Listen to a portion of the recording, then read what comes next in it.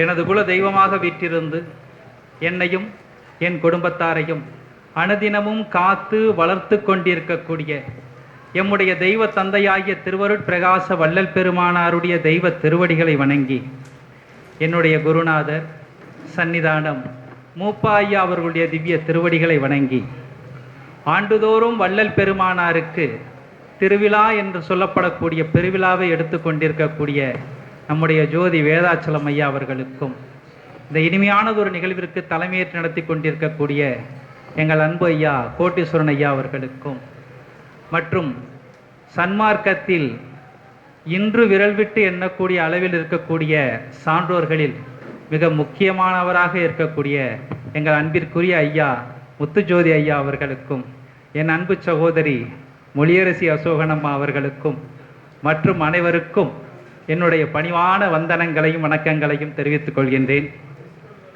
எனக்கு கொடுத்திருக்கிற தலைப்பு ஞான மருந்து. இது ரொம்ப தேவையான மருந்து தான். அதை கொடுத்திருப்பவர் ஒரு வைத்தியர், வேதாச்சலம் ஐயா. அதனால மருந்துல 2 மருந்து இருக்கு. உடம்புக்கு நோய் வந்தா சித்த மருத்துவம் எடுத்துக்கலாம், ஆயுர்வேதம் எடுத்துக்கலாம், யுனானி எடுத்துக்கலாம், அலோபதி எடுத்துக்கலாம். இதெல்லாம் உடம்புக்கான நோய்களை தீர்க்கக்கூடிய மருந்துகள். ஆனா உயிருக்கு நோய் வந்தா, உயிருக்கு என்ன நோய் வரும்? பெருமான் சொல்கிறார், உயிருக்கு வரக்கூடிய ஒரே நோய் மரணம். மரணம் தான் இந்த உயிருக்கு வரக்கூடிய ஒரே ஒரு நோய். இந்த உயிருக்கு வரக்கூடிய அந்த ஒரே ஒரு நோயாகிய மரணத்தை நீக்கணும்னா அதுக்கு ஒரு மருந்து வேணும். என்ன மருந்து? மரணம் ஏன் வருது? நம்முடைய அஞ்ஞானத்தால், நம்முடைய அறியாமையால் நமக்கு மரணம் வருது இல்லையா? என பெருமான் சொல்கிறார், இறைவன் நம்மை சோதிக்கிறார் என்று சொன்னால் அது மரணம் ஒன்று மட்டும்தான். நம்ம வாழ்க்கையில் நடக்கக்கூடிய மற்ற எந்த நிகழ்வுகளுக்கும் இறைவன் பொறுப்பல்ல. அவை அனைத்தும் நம்முடைய கர்ம வினைகளை அடிப்படையாக வைத்துத்தான் நடந்து கொண்டிருக்கிறது. அதை பெருமானார் மகாதேவ மாலையில் நமக்கு மிகச் சிறப்பாக எடுத்து கொடுப்பார். உள்ளிருந்து ஆட்டுகின்ற தேவே நல்வினை தீவினை எனும் வன்கையிற்றால் உள்ளிருந்து ஆட்டுகின்ற தேவேன்னு சொல்லுவார். அப்போ இந்த மரணத்தை தவிர்க்க வேண்டும் என்று சொன்னால் அறியாமை அஞ்ஞானம் என்கின்ற நோயிலிருந்து விடுபடுவதற்கு ஞானம் என்கின்ற மருந்து நமக்கு தேவைப்படுகிறது. ஆனால் பெருமானார் 6ஆம் திருமுறையில் ஞான மருந்து என்கின்ற தலைப்பில் இறைவனையே மருந்தாகத்தான் கொடுப்பார். ஞான மருந்து யாருன்னு பார்த்தா இறைவன் தான் மருந்து. ஞான மருந்து மருந்து சுகம் நல்கிய சிற்சபானாத மருந்து அப்படின்னு பெருமானார் சொல்லுவார். அதுக்கு அடுத்த வரையில கொண்டு போவார், அருட்பெருஞ்சோதி மருந்துன்றுவார் எடுத்த உடனேயே. அப்போ அருட்பெருஞ்சோதி நமக்குள்ள வந்துட்டா நமக்கு மரணம் இல்லை இல்லையா? இப்ப நம்ம எல்லாருக்குள்ளேயும் இறைவன் இருக்கிறான். பெருமான் அப்படித்தானே சொல்கிறார், ஆன்மாவே சபையாகவும் அதன் உள்ளொளியே பதியாகவும் இறைவன் இருக்கான்னு சொல்லிட்டார். அப்ப நம்ம உடம்பு நம்ம உயிர் எப்ப எடுத்தோமோ அப்பவே ஆன்மாவுக்குள்ள இறைவன் வந்துட்டான். நம்ம தேகத்திற்குள்ளதான் இறைவன் இருக்கிறான். ஆனால் அந்த இறைவனை நாம் உணர்ந்திருக்கிறோமா என்று கேட்டால் இல்லை. உணர்ந்தவர் நம் பெருமானார், அறிந்தவர் நம் பெருமானார், அனுபவித்தவர் நம் பெருமானார், இறைவனாகவே ஆறியவர் நம்முடைய பெருமானார். பெருமானார் இப்ப என்னவா இருக்காருன்னா இறைவனாக இருக்கிறார். இறைவன் எங்கே இருக்கான்னா பெருமானார் தேகத்திற்குள் இருக்கிறான். நான் அது ஆனேனேன் பெருமான் சொல்வார்.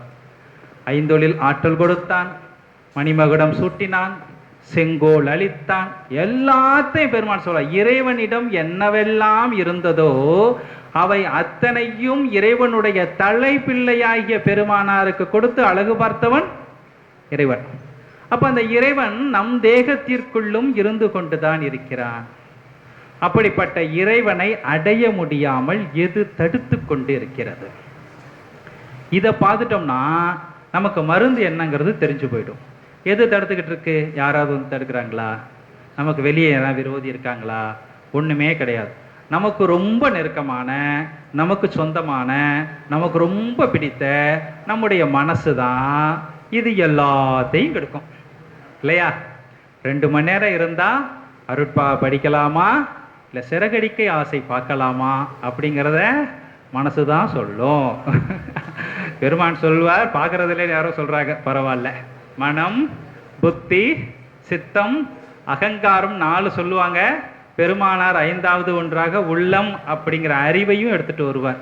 அப்போ மனசு ஒன்றை சொல்லும், புத்தி ஒன்றை சொல்லும், சித்தம் அதை தீர்மானிக்கும், அகங்காரம் செயல்படுத்திடும்.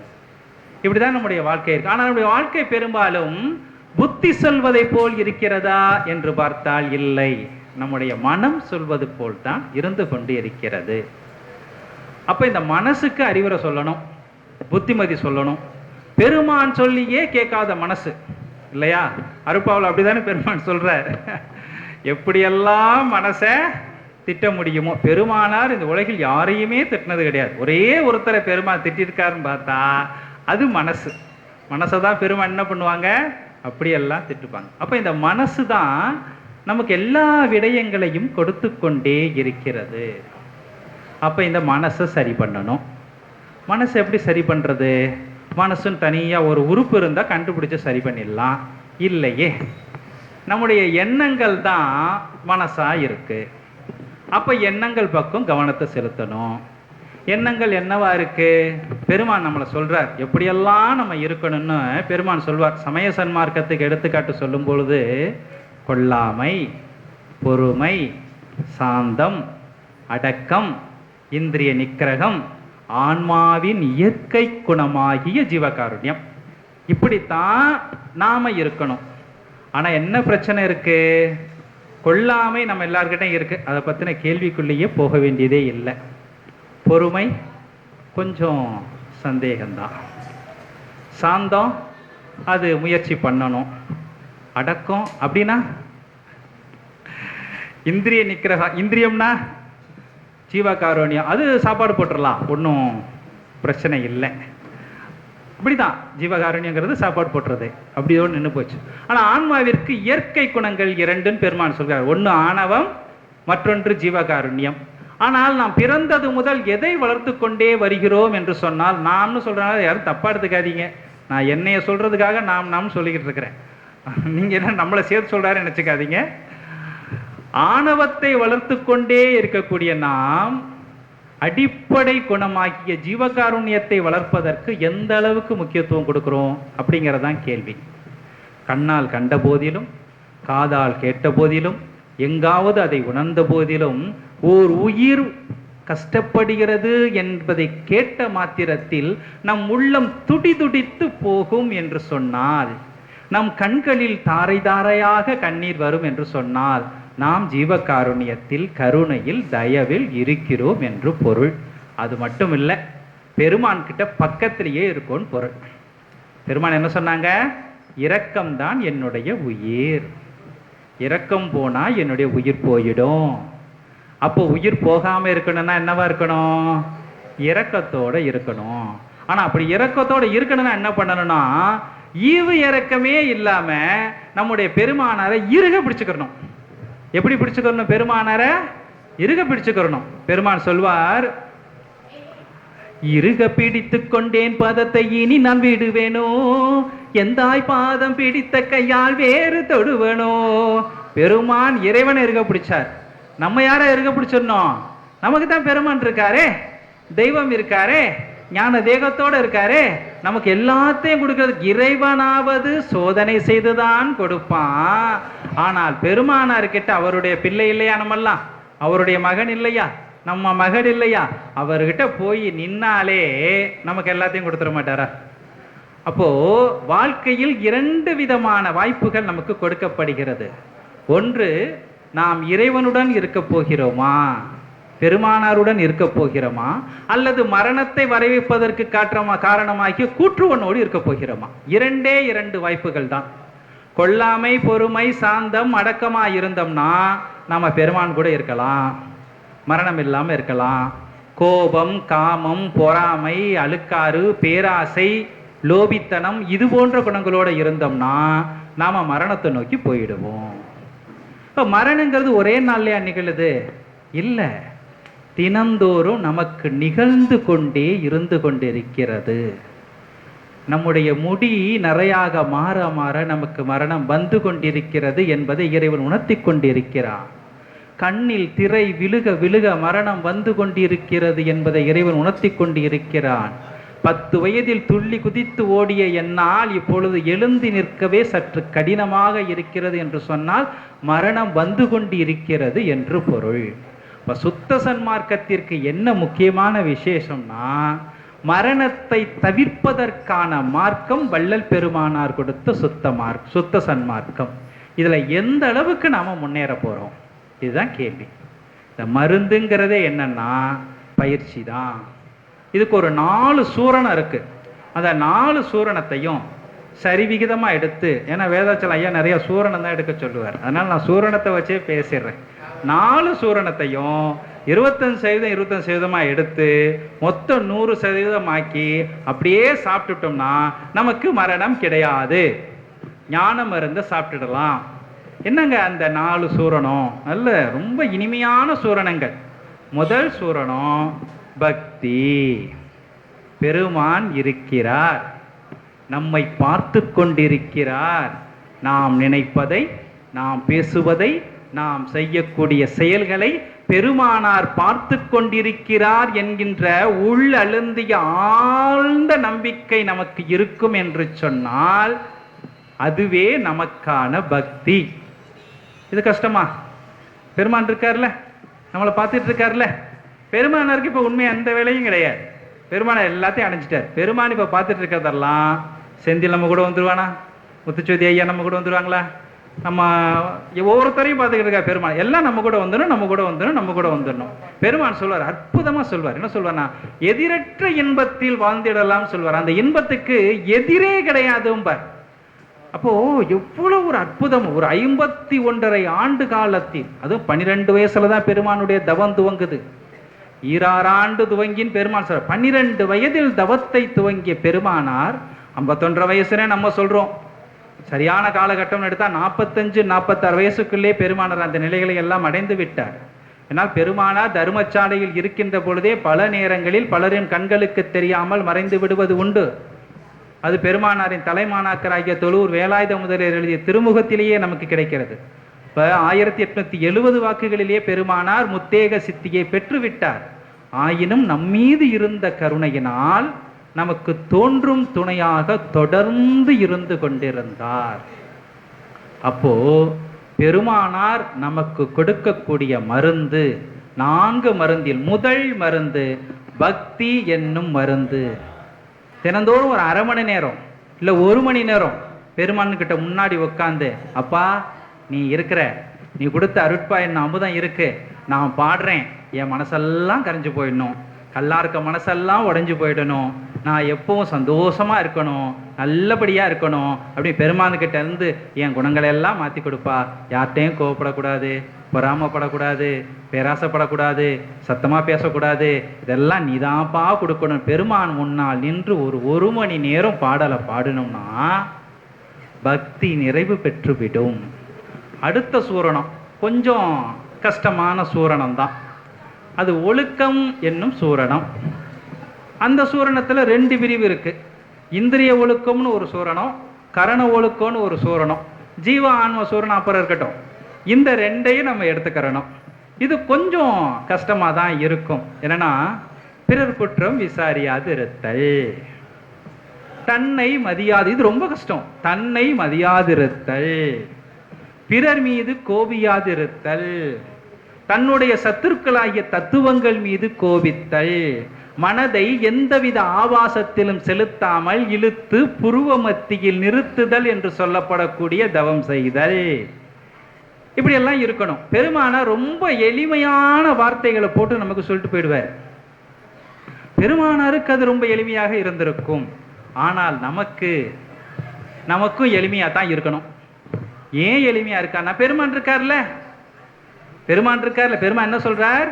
எந்தை பிரான் எம் இறைவன் இருக்க இங்கே இருமாப்புற்றிருந்தேன். அப்படி காலரை தூக்கி விட்டாராம் பெருமானார். எந்தை பிரான் எம் இறைவன் இருக்கான், போடா எனக்கு என்ன வரும். அப்ப நமக்கு ஐயா இருக்காரே, பெருமான் இருக்காரே, என்ன பிரச்சனை ஆயிட போகுது? கோபப்பட்டு என்னத்தை கண்டேன், ஒண்ணும் பண்ணல. இந்த நாயை மதிச்சு என்ன ஆயிட போகுது? பெருமான் சொல்கிறார், நாயினும் கடையன். பெருமானார் அப்படி இருந்தார் இல்ல, சத்தியமா இல்லை. ஆனா அப்படி தாழ்த்தி கொண்டு பெருமான் பாட்டை படிக்க படிக்க கண்ணுல தனித்தனியா வருது. பெருமான் எதை நினைச்சு பாடினாரோ தெரியல. அந்த நமக்கு ஞானசரியில் முதல் பாட்டுல கொடுப்பார், ஊற்றெழும் கண்ணீர் அதனால் உடம்பு நனைந்து வரக்கூடிய கண்ணீர் இந்த கண்ணத்தை தாண்டதில்லை நமக்கு. ஆனா பெருமான் சொல்கிறார், கால் வரைக்கும் ஓடணும். ஊற்றெழும் கண்ணீர் அதனால் உடம்பு நனைந்து அருளமுதே நன்னிதியே ஞான நடத்தரசே என்னுரிமை நாயகனே என்று எப்படி சொல்றாரு பார்த்தீங்களா பெருமான். அப்போ இந்த ஒழுக்கங்களை பின்பற்றுவதில் பிரச்சனைகள் உண்டு, ஆனாலும் பின்பற்றித்தான் ஆக வேண்டும். ஏனென்றால் நாம் சாப்பிட விரும்புவது ஞானம் எனும் மருந்தை. இந்த உலகத்தில் இன்னைக்கு 800 கோடி பேர் இருக்கிறாங்க. இதுக்கு முன்னாலேயும் கோடிக்கணக்கான பேர் இருந்தாங்க, இனிமேயும் கோடிக்கணக்கான பேர் வருவாங்க. அத்தனை பேரும் தோற்ற ஒரே இடம் மரணம். அப்ப அந்த மரணத்தை ஜெயிக்கணும்னா நம்மிடம் இருக்கக்கூடிய அத்தனை விடயங்கள் என்னும் குப்பைகளையும் கொட்டிவிட்டு ஒரே ஒரு வைரம் எனும் அருட்பாவை கையில் எடுத்துக்கொண்டோம் என்று சொன்னால் நமக்கு ஒழுக்கம் நிச்சயமாக கைகூடிவிடும். அடுத்து பெருமான் சொல்லக்கூடிய ஜீவகாருண்யம். ஜீவகாருண்யத்திற்கு எல்லையே கிடையாது. பெருமானார் 7 பிரிவுகளாக எழுத எண்ணி 3 பிரிவுகளோடே நிறுத்திவிட்டார். பெருமானார் அப்புறம் என்ன நினைச்சாங்களோ தெரியல. காலம் வரும் நேரும் பொழுது சொல்றேன்னு சொல்லிட்டாங்க பெருமானார். ஜீவகாருண்யத்திற்கு எல்லை உண்டா? தயவிற்கு எல்லை உண்டா? பெருமானாருக்கு முன்பு பக்தி செலுத்தியவர்கள் எத்தனையோ பேர் உண்டு. ஆண்டாளை விட பெரிய பக்தி, காரைக்கால் அம்மையாரை விட பெரிய பக்தி இருந்திருக்க முடியுமா? பக்தி இருந்தது, ஒழுக்கமெல்லாம் கூட இருந்தது. ஆனால் தயவு எங்க கோட்டை விட்டாங்கன்னா தயவுல தான் கோட்டை விட்டாங்க. வேற எங்கேயும் கோட்டை விடலை. எல்லாத்தையும் விட்டுட்டு காடுகளுக்கும் மலைகளுக்கும் முளைகளுக்கும் குகைகளுக்கும் போய் தவம் செய்ய முடிந்த அவர்களால் தயவு என்கின்ற ஒன்றை கைக்குள் எடுக்க முடியாமல் போய்விட்ட காரணத்தினால் அந்த நிலையை அவர்களால் அடைய முடியாமல் போயிட்டு எத்தனையோ ஆற்றல்களை பெற்றார்கள். நம்ம எவ்வளவோ சித்தர்களை பார்க்கிறோம். அத்தனை சித்தர்களுக்கு என்ன இருக்குதுங்க? சமாதி தான் இருக்கு. நம் பெருமானார் ஒருவர் மட்டும்தான் தன் தேகத்தை நெருப்பிற்கோ மண்ணிற்கோ கொடுக்காமல், பெருமானார் ஜோதியெல்லாம் ஆகல. ஜோதியாகிவிட்டார் ஜோதி. பெருமானார் எங்கும் ஜோதியாகவில்லை. பெருமானாராகவே இருக்கிறார்.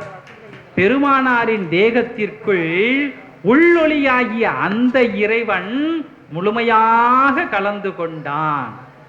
பெருமானார் ஜோதி என்று சொல்வது எல்லாமே அனுபவத்தை தான் ஜோதி என்று சொன்னார். பெருமானார் அதையும் கூட ஒரு இடத்துல மடிச்சிருவார். ஒருவினராயும் அருவினராயும் ஒரு அறிவினராயும் ஒன்றுமல்லீர் இங்கு வார் என்பார்.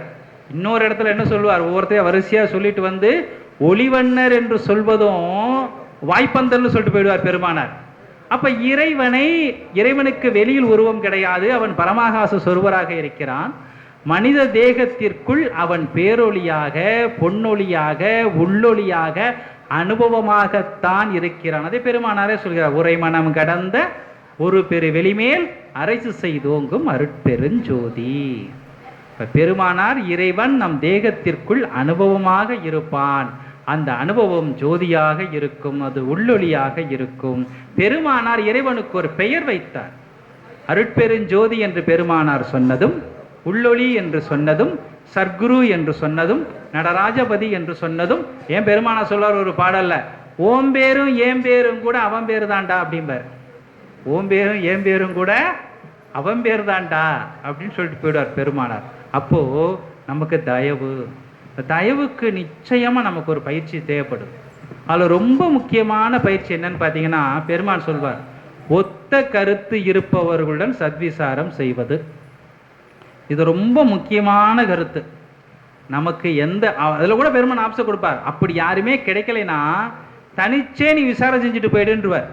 ஒத்த கருத்து இல்லைன்னா தனித்தே விசாரம் செஞ்சுட்டு போயிடு அப்படின்னு பெருமானார் சொல்றார். அப்போ பார்க்கும் பார்வையில் நாம் பிறந்திருக்கோமே, இதுக்கு முன்னாடி எத்தனையோ பிறவி எடுத்திருக்கோமே, ஒவ்வொரு பிறவியா எவ்வளோ அடியுண்டல் கூடியுண்டல், பெருமானார் நிறைய சொல்வார் விண்ணப்பத்தில், அழைப்புண்டல் கட்டுண்டல் வெட்டுண்டல், இவ்வளோ அவஸ்தைகளையும் தாண்டி இந்த மனுஷனா இறைவனுடைய அருளால நாம் செஞ்ச புண்ணியத்தால் நமக்கு இந்த தேகம் கிடைச்சிருக்கே, தேவர்களுக்கும் கிடைத்தற்கு அரிய தேகமாச்சே. இந்த தேகத்தை வச்சு நாம் ஏன் பிறந்தோம், இறைவன் யார், நாம் யார், நம்ம தேகத்துக்குள்ளே இறைவன் எங்கே இருக்கிறான், அந்த இறைவனை அடைவதற்கு அதெல்லாம் தடையாக இருக்குது, அதையெல்லாம் எப்படி தவிர்ப்பது, இப்படித்தானே நம்முடைய சத்விசாரம் இருக்கணும். அதுக்கு ஐயா அருட்பா கொடுத்துருக்காரு.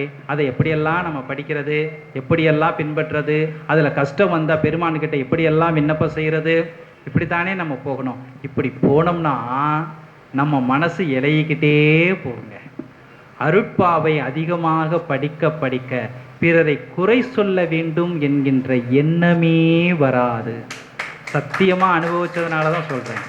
அருட்பாவை அதிகமாக படிக்க படிக்க, புரிந்து படிக்க படிக்க, அனுபவிச்சு படிக்க படிக்க பிறரை குறை சொல்லணுங்கிற எண்ணம் வராது. எல்லாரும் ஒன்று தானே இல்லையா? எல்லா ஆன்மாக்களும் பிறவி எடுக்கிறதுக்கு முன்னாடி ஆன்மா காசத்தில் ஒரே இடத்தில் இருந்த சகோதர ஆன்மாக்கள் தான். அது கடவுளுடைய அருள் சக்தி பக்குவ ஆன்மா, அபக்குவ ஆன்மா, பக்குவாபக்கிய ஆன்மான்னு பிரிச்சுட்டு போயிடுச்சு. அது ஏன் பிரிச்சதுன்னு நமக்கு தெரியல, ஆனால் பிரிச்சிருச்சு. பிரிச்சதுக்கு தகுந்த மாதிரி ஒவ்வொருத்தரும் ஒவ்வொரு பிறவியில் இருந்தாலும் நாம் இப்போ மனுஷனாக பிறந்திருக்கிறோம், அதுலேயும் நம்ம தமிழராக பிறந்திருக்கிறோம். தமிழர்லேயும் பெருமான் கொடுத்த அருட்பாங்கிற அமுதம் இருக்குது. பெருமான் நமக்கு தெய்வமாக இருக்காங்க, நம்மளை காப்பாற்றுவாங்க, நம்மளை ஒருபோதும் கைவிட மாட்டாங்க. ஏன்னா பெருமானா நம்முடைய தந்தையாக இருக்காங்க. தந்தை மகனை கைவிட்டதாக எந்த விதமான வரலாறும் இதுவரை இல்லவே இல்லை.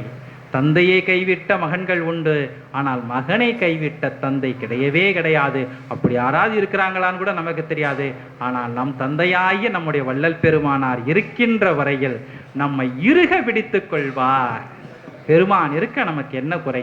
பெருமான் நம்ம கிட்ட சொல்றதெல்லாம் இரக்கத்தோடு இருக்கணும், தயவோடு இருக்கணும், கருணையோடு இருக்கணும், நினைச்சா போதுங்க. மற்றதெல்லாம் செய்யணும். எல்லாமே அடிப்படை எங்கேருந்து? நான் பேசக்கூடிய பேச்சும் நான் செய்யக்கூடிய செயல்களும் என் மனதில் இருந்து உருவாகக்கூடியவைதான். என் மனசுல கோபம் நிறைந்திருந்தால் என்னிடம் வெளிப்படக்கூடிய வார்த்தைகளும் செயல்களும் கோபம் நிறைந்த இதெல்லாம் நமக்கு கிடைச்சிருக்கேன். தவற விட்டுடலாமா? இந்த வாய்ப்பை தவறவே விடக்கூடாது. பெருமான் இருக்கிறார், தெய்வமாக இருக்கிறார். ஆகவே இந்த 4 சூரணங்களையும் எடுத்துக்கொண்டு நம்முடைய உயிருக்கு ஏற்படக்கூடிய நோயாகிய மரணத்திலிருந்து நாம் விடுபடணும். இந்த நோட்டீஸ்லேயே போட்டிருக்கார் ஐயா. இப்போ எனக்காக போட்ட மாதிரியே இருக்கு. உயிருறும் உடலையும் உடலுறும் உயிரையும் அயர்வர காத்தருள் அருட்பெருஞ்சோதி. அது ஞான மருந்துக்கு தொடர்பான பாடல் தான் அது. உயிர் இருக்கக்கூடிய உடல், உடல் இருக்கக்கூடிய உயிர், இந்த இரண்டையும் அயர்வர காத்தருள் அருட்பெருஞ்சோதி. எப்படி இறைவன் காப்பாற்றுவான்? நாமும் முயற்சி பண்ணா, நாம பக்தியா இருந்தா, ஒழுக்கத்தோடு இருந்தா, தயவா இருந்தா, தவம் பண்ணோம்னா நம்ம ஐயா பெருமானார் நமக்கு என்ன பெருமான் சொல்லியிருக்காரு, எல்லாருக்கும் கடையானா இருந்த எனக்கு எல்லாருக்கும் துணையா இருக்க வைத்தா என் பெருமான் சொல்லியிருக்கார். எல்லாருக்கும் துணையா இருக்காரு பெருமானார். அவர் சொல் பேச்சை கேட்கிறோமே, நமக்கு துணையா இருக்க மாட்டாரா? நமக்கு துணையாக இருக்கும். பெருமாண்ட உரிமையாக நமக்கு துணையாக இருப்பதை தவிர பெருமானாருக்கு வேறு வேலையே கிடையாது. பெருமானார் நமக்கு துணையாக இருக்கிறார், அருளை கொடுக்க இருக்கிறார். நாமும் பெருமானாரை போல் ஞான மருந்தை உட்கொண்டு மரணமிலா பெருவாழ்வு பெற்று இறைநிலைந்த அம்மயமாகி எப்பொழுதும் எதிரற்ற இன்பத்தில் இருப்போம் என்று கூறி இந்த அருமையானதொரு வாய்ப்பை எனக்கு கொடுத்து என்னை இன்பத்தில் ஆழ்த்திய எம்முடைய தெய்வ தந்தையாகிய வள்ளல் பெருமானாருக்கும் வேதாச்சலம் ஐயா அவர்களுக்கும் இவ்வளவு நேரம் இந்த சின்ன பையன் பேசுனதையும் பொறுமையாக கேட்டுட்டு இருந்த உங்கள் அனைவரின் பொன்னார் திருவடிகளுக்கும் என்னுடைய பணிவான நன்றிகளை கூறி விடைபெற்றுக் கொள்கிறேன். நன்றி, வந்தனம்.